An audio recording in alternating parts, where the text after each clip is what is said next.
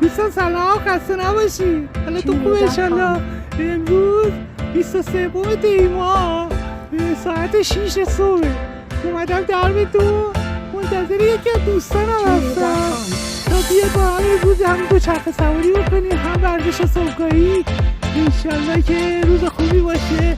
هوا که عالی هستش، اصلا سرد نیست. همه تو خالی خیلی خوش می‌گذره. امروز میریم و جای همتون رو خالی می‌کنیم.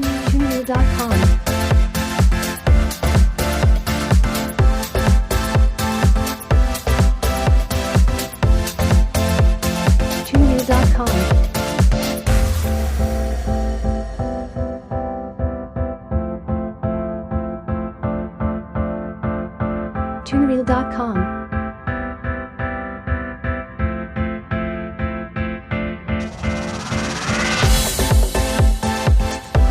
tunreel.com